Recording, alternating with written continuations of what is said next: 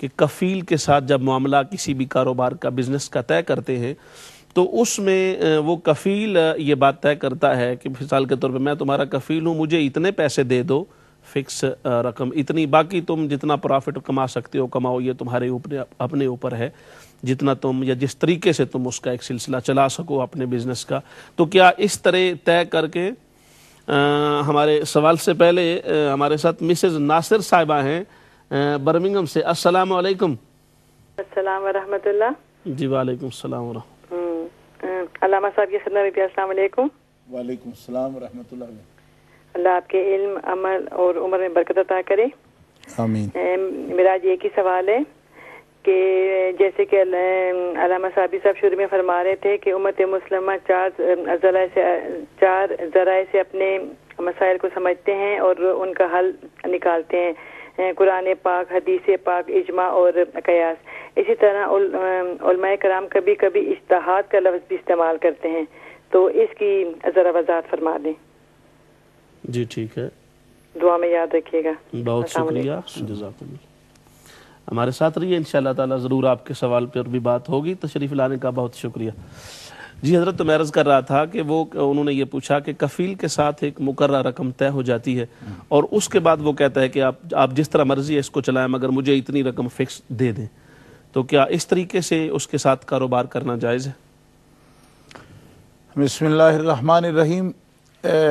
مسئلہ یہ ہے جی کہ انہوں نے سوال کیا ہے سعودی عرب سے۔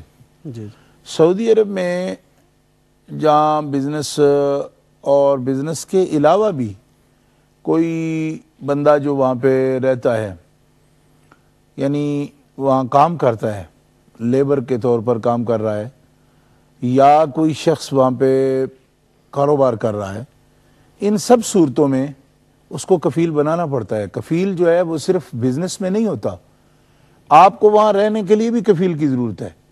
یعنی اگر آپ وہاں پہ لیبر مزدور کے طور پر کام کرتے ہیں تو بھی آپ کا ویزا جو ہے وہ کسی کفیل کے متعلق ہوگا، آپ کو کسی آدمی کے انڈر اس کے تابع ہو کے رہنا پڑتا ہے، اور ویزے کا کفیل جو ہے اسی سے تعلق ہوتا ہے۔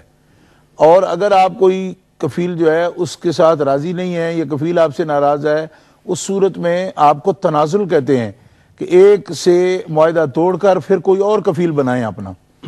یہ جو کفالہ کا سسٹم ہے نا، یہ شریعت اسلامیہ اور فقہ کی روشنی میں بالکل غلط ہے اور ناجائز ہے۔ اس کی وجہ یہ ہے کہ کفیل جو ہے وہ کس چیز کا کفیل ہے، یعنی جس چیز کی وہ اجرت لے رہا ہے، ایک حصہ معین کرتا ہے، اس کے بدلے میں وہ کیا خدمت کرتا ہے اس بندے کی۔ اسلام کے اندر نفع بلا عوض جو ہے وہ حرام ہے۔ اسلام میں جو بھی شخص کسی دوسرے شخص سے مال حلال طریقے سے لے سکتا ہے تو اس کا طریقہ یہی ہے کہ اس کا کوئی نہ کوئی بدل دینا پڑتا ہے، اس کا کوئی نہ کوئی خدمت، کوئی سروس اس کو دینی ہے جس کا بدلہ وہ لے رہا ہے۔ بلا عوض اگر کوئی کسی شخص کا مال لیتا ہے تو وہ اس کے حق میں حرام ہوگا، وہ ڈاکہ ہے، چوری ہے۔ ورنہ بتانا پڑے گا کہ میں تمہارے لیے کیا فائدہ کرتا ہوں، مجھ سے تمہیں کیا فائدہ پہنچے گا، ٹھیک ہے۔ اچھا، اب یہ کہہ سکتے ہیں کہ وہاں فائدہ یہ پہنچے گا کہ وہ اس کے ویزا ایکسٹینڈ کرا سکتا ہے، اس کا جو اجازت نامہ ہے کسی بزنس کا وہ کفیل کو ملتا ہے اور کفیل اس کو نائب رکھتا ہے۔ ہم یہ کہتے ہیں اس شخص کے حق میں یہ جائز ہو سکتا ہے، کیونکہ جب ایک سسٹم قائم کر دیا گیا تو یہ تو اسی کے تحت کام کرے گا۔ لیکن ہمارا سوال سعودیہ کے ان بزرگ میروں سے ہے کہ جنہوں نے یہ سسٹم وہاں پہ قائم کر رکھا ہے اور کر بھی رکھا ہے اسلام کے نام پہ، کہ آخر ہمارے پاس چاروں فقہ موجود ہیں، ٹھیک ہے جی، چاروں فقہ ہمارے پاس موجود ہیں، قرآن پاک، حدیث پاک موجود ہے۔ قرآن مقدس، حدیث مبارکہ اور اسلامی فقہ میں اس قسم کی کفالت کا کہاں ثبوت ملتا ہے کہ جس کے اندر وہ کفیل جو ہے کوئی کام وہ نہیں دے رہا اس کو جی، اور جب بھی چاہے۔ اچھا، یہ بھی لفظ جو بولے ہیں عزیزم ابراہیم نے، یہ بھی پوری وضاحت نہیں کی انہوں نے۔ میں سعودی عرب جا کے دیکھ چکا ہوں کہ کفالہ کا یہ تو ایک قانونی طور پر لفظ ہے نا کہ وہ کفیل ہو جاتا ہے کہ اتنے روپے، روپے کا یہ حال ہے جناب کہ چھوٹی چھوٹی دکانوں پر کفیل جو ہیں وہ شام کو گھومتے رہتے ہیں اور غلہ کھول کے ہاتھ ڈال لیتے ہیں اور جتنے پیسے موجود ہوتے ہیں وہ اٹھا کے لے جاتے ہیں اور ان کے سامنے کوئی چوچرا نہیں کر سکتا، اور جب کوئی کرتا ہے وہ دھمکی دیتے ہیں کہ ہم خروج لگا دیں گے تمہارا۔ اچھا، میں نے خود اپنی آنکھوں سے دیکھا، جدہ میں ٹیلر کی دکان تھی، تو میں ایسی وقت میں وہاں موجود تھا کہ کفیل آیا اور اس کے پیسے اڑا کے لے گیا، اور وہ بیچارہ رو رہا تھا کہ آج کتنے دنوں سے اس کا یہی کام ہے میرے ساتھ۔ تو مسئلہ یہ ہے کہ یہ جو طریقہ ہے یہ تو ایک قانون ہی ایسا بنا دیا گیا چوری کا اور ڈکیتی کا کہ کمائے کوئی اور کھائے کوئی، اور اس میں اسلام قطعی طور پر اس قسم کا اسلام کے اندر کفالہ کا کوئی قانون نہیں ہے۔ کفالہ اور وکالہ سب کچھ اسی صورت میں ہوتا ہے کہ جو کچھ آپ کسی سے مال لے رہے ہیں اس کے بدلے میں آپ اسے کیا دے رہے ہیں، یہ لازماً اسلام پوچھتا ہے جی۔ تو یا پھر گفٹ ہو، یا تو گفٹ ہو، ہبہ ایک جائز ہے اسلام کے اندر، کوئی آدمی اپنی مرضی سے اپنا مال دوسرے کو دے سکتا ہے، اپنے کپڑے، اپنا کوئی سونا دینا چاہے، دو کچھ بھی دینا چاہے، لیکن اس کے اندر کوئی معاہدہ تو نہیں ہوتا نا۔ ہبے میں کون سا معاہدہ ہے کہ وہ کہے کہ لازم ہے تم پر کہ تم مجھے اتنا دو، یا پھر خدا کا حق ہے عشر کا، جو خراج مسلمانوں کے لیے جو عشر جو ہے پیداوار پر لگایا گیا ہے، اور اس کے اندر بھی اسلام کے اندر بھی یہ بات موجود ہے۔ عشر اب قرآن کا مسئلہ ہے، آتو حقہ یوم حصادہ ولا تسرفوا انہ لا یحب المسرفین، کہ کاشتکاری پر بھی اللہ تعالیٰ نے حق غربا کا رکھا ہے کہ اگر ایک آدمی کے پاس بہت زمین ہے اور وہ فصل اٹھا رہا ہے تو اللہ تعالیٰ فرماتا ہے کہ تم اس کی کھیتی اٹھانے سے پہلے اللہ کا حق جو ہے وہ ادا کرو، اور وہ حق جو ہے عشر اور عشرین کا فرق ہے اس کے اندر بھی۔ آپ اندازہ فرمائیں کہ جس پانی پر اگر پانی کا آبیانہ جو ہے وہ مالک دے رہا ہے تو وہاں 20واں حصہ ہے، اور جو پانی صرف آسمانی استعمال کر رہا ہے، یعنی جو پانی آسمانی استعمال کر رہا ہے اس پر 20واں حصہ ہے، اور جو قیمت کا لے رہا ہے، قیمت دے کر پانی کی، جیسے کہ نہری پانی آتے ہیں تو اس کا باقاعدہ الگ سے جو ہے نا وہ پانی کی قیمت دی جاتی ہے، آبیانہ دیے جاتے، تو اس پر 10واں ہے، اور آسمانی اگر پانی سے، بارش کے پانی سے صرف بارانی علاقوں میں جس طرح ہو رہا ہے تو اس پر 20واں حصہ ہے۔ یعنی اللہ تبارک و تعالیٰ جل شانہ بندوں کی حالت دیکھ رہا ہے، بالکل صحیح، ٹھیک ہے، کہ جس میں پانی مفت مل رہا ہے ان کو خدا کی طرف سے،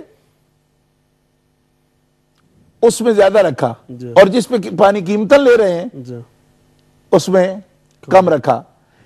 اس کی وجہ یہ ہے کہ وہ جب پانی قیمتاً لے رہے ہیں تو اس پر اس اللہ تبارک تعالیٰ کی طرف سے جو حق رکھا گیا اس میں بھی کمی کر دی گئی تاکہ اس پر بوجھ نہ پڑے کاشتکار پر بھی۔ اب یہ کفالت اس قسم کی جناب کہ جو بھی کاروبار ہے اس کو کچھ مل رہا ہے نہیں مل رہا ہے، آپ کے ساتھ معاہدہ ہے، وہ بیچارہ مجبور ہے، وہ اس کی اتنی بکری بھی نہیں ہو رہی لیکن پابند ہے کہ آپ کے ساتھ 1000 لکھا ہے تو 1000 دینا ہے، مرتا کیا نہ کرتا وہ ادھار لے کر بھی دے۔ یہ ایک خالصتاً جو ہے نا ڈکیتی ہے، اور ایسی ڈکیتی ہے جو مولویوں کے ہاتھوں ہو رہی ہے جی۔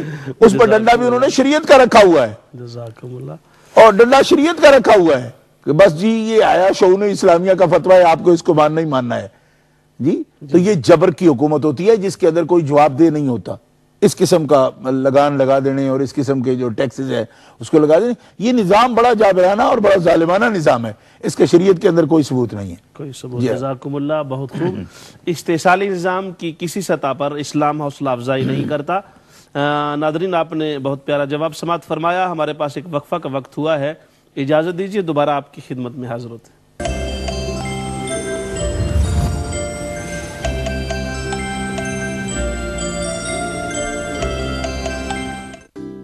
Furniture Technique Limited, Blackburn's top kitchen and bedroom manufacturer.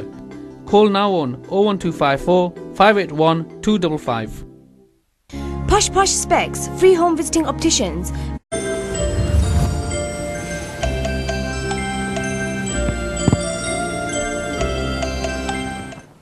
بسم اللہ الرحمن الرحیم۔ ویلکم بیک ناظرین گرامی، پروگرام میں وقفہ کے بعد دوبارہ آپ کی خدمت میں حاضر ہیں۔